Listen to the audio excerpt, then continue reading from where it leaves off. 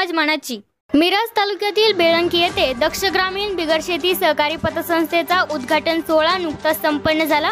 सकाळी 11 वाजता 108 शिवलिंग शिवाचार्य स्वामीजी मठपती हिरेमठ संस्थान बेळंकी व परमपूज्य शिवयोगी सिद्धलिंग महाराज गौसिद्ध मंदिर बेळंकी जुना पन्हाळा यांच्या प्रमुख उपस्थितीत संपन्न झाला।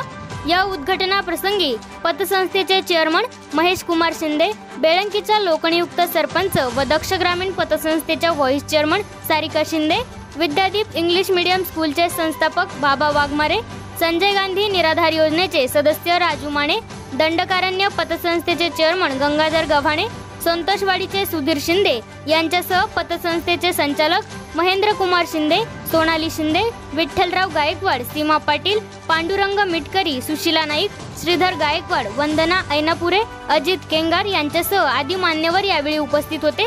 यावेळी बोलताना शिवलिंग शिवाचार्य स्वामी यांनी पतसंस्थेच्या नावावरूनच पतसंस्थेचा उद्देश व धोरणे लक्षात येत असल्याचे प्रतिपादन केले। तसेच महाराजांनी डॉक्टर महेश कुमार शिंदे यांच्या वडिलांच्या आठवणींना उजाळा दिला। महेश कुमार शिंदे यांचे वडील डॉक्टर साहेब भाजपचे पहिले निष्ठावंत कार्यकर्ते या भागात होते, त्यामुळे या भागाला आता चांगले दिवस आले आहे असे शिवलिंग शिवाचार्य महाराज म्हणाले। यावेळी उद्घाटनाचे औचित्य साधून उपस्थित मान्यवरांनी ठेव पावती ठेवली। यामध्ये सावित्री भोसले 2 लाख, राजाराम जासूस 10,000, पांडुरंग आनंदा कोरे 1 लाख, पंढरीनाथ मोरे 25,000, वंदना ऐनापुरे 5,000 यांच्यासह अन्य मान्यवरांनी बचत निधी खातेही सुरू केले। या प्रसंगी परिसरातून मोठ्या प्रमाणात मान्यवर उपस्थित होते। या कार्यक्रमाचे सूत्रसंचालन सयाजी शिंदे यांनी केले। दक्ष नागरी पतसंस्था की माझ्या वैयक्तिक व्यवसायातून सुद्धा लोकांची सेवा घडतच आहे, पण आणि थोडं पुढे जाऊन की बाबा एखाद्याच्या आर्थिक मदतीसाठी ती मदत करावी आणि एखादा माणूस किरकोळ गोष्टीसाठी नडलेला असतोय। कारण माझ्याच उदाहरणावरून मी बरंच अनुभवलेलं आहे।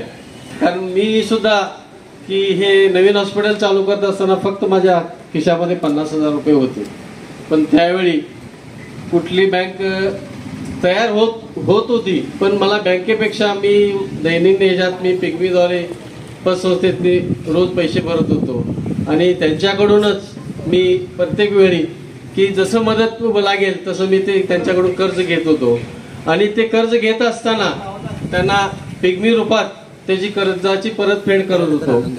तर मी त्यावेळी त्या घडीला जवळजवळ 65 लाखाचं मी हॉस्पिटल त्या पतसंस्थेच्या जेव्हा मी उभा केलं, काही नसताना मग त्यावेळीच माझ्या मनात आलं की बाबा आपणच असं काही तर थोडंसं पुढाकार घेऊन एखादी संस्था चालू केली तर लोकांचं कल्याण होईल, त्यासाठी हे पाऊल टाकलेलं आहे। की डॉक्टरना ओळखत नाही असं कोणी नाही आहे। एवढंच नाही, आम्ही लहान असताना डॉक्टरांच्या वडिलांना आम्ही जवळून बघितलेलं आहे।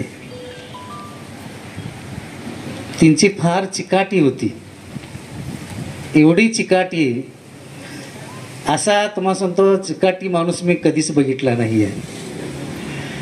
जनसेवा करत करत त्यांचं फिरतं दवाखाना होता, त्यांचं सायकल असायची, त्याला एक बॅगमध्ये सगळे औषध आणि अगदी घरोघरी अगदी मळ्यामध्ये जाऊन पण त्याने सर्वांची सेवा केलेली आहे आणि एकनिष्ठपणा त्यांच्यात फार होता।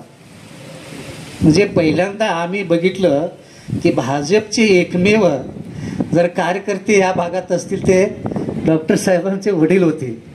शेवटपर्यंत तिने आपली चिकाटी सोडली नाही आणि म्हणूनच की काय आमच्या भागामध्ये भाजपाला चांगले दिवस आले असेल मला वाटतं।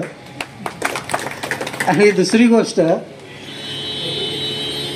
डॉक्टरांचं एवढं तुम्हाला सांगतो की नाही वृद्धिंगत होण्याचं किंवा भरभराट होण्याचं त्याच्या पाठीमागचं कारण एक आहे की डॉक्टर साहेबांच्या वडिलांचा आशीर्वाद त्यांच्या पाठीशी आहे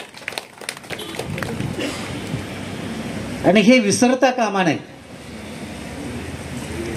तिने अगदी झिरो बजेटमधून हे तुम्हाला सांगतो भव्य दिवस वटवृक्ष निर्माण केलेला आहे। डॉक्टरांच्या या ठिकाणी खरोखरच एक मनाला आनंद देऊ देते किंवा ते आपल्याला मनाला आवडली की त्या ठिकाणी संस्थेचे जे नाव ठेवलेलं आहे सुरुवातीला दक्ष आहे।